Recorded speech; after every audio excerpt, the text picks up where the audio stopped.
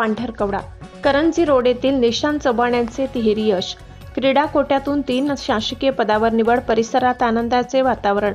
केळापूर तालुक्यातील करंजी रोड येथील रहिवासी निशांत सुभाष चव्हाण यांनी जिद्द, मेहनत आणि क्रीडा कौशल्याच्या जोरावर एकाच वेळी 3 शासकीय पदांवर निवड मिळवत उल्लेखनीय यश संपादन केले.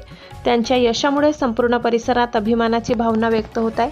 निशांत यांची महाराष्ट्र राज्य वीज निर्मिती कंपनी मध्ये कनिष्ठ रसायनशास्त्रज्ञ, लेखा व कोशागार विभागात कनिष्ठ लेखापाल तसेच महिला व बालविकास विभागात निवड झाली आहे.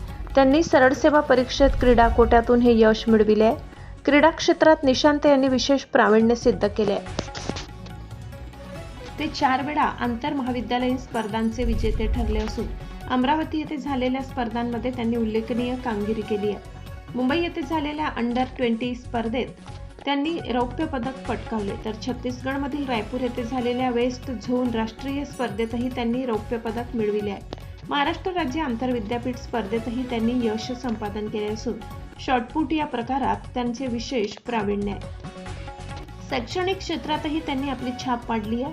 मारेगाव येथील विद्यानिकेतन इंग्लिश मीडियम स्कूलमध्ये शिक्षण घेत असताना त्यांनी 10वी परीक्षेत मारेगाव तालुक्यात प्रथम क्रमांक मिळवला. त्यानंतर त्यांनी अमोलकचंद महाविद्यालय यवतमाळ येथून BSc पदवी पूर्ण केली.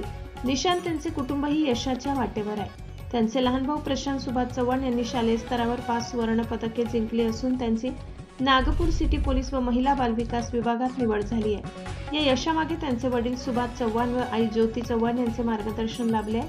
तसेच आंतरराष्ट्रीय प्रशिक्षक सिंह sir, Tushar Mune sir, Sahebrao Rathod sir, Dandekar sir, Marotkar sir आणि शारीरिक शिक्षक किशोर तायडे सर यांचे विशेष योगदान आहे.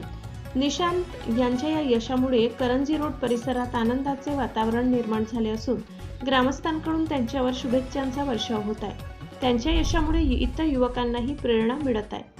महाराष्ट्र क्रांती न्यूजसाठी तालुका प्रतिनिधी राजीव आगरकर, पांढरकवडा, यवतमाळ.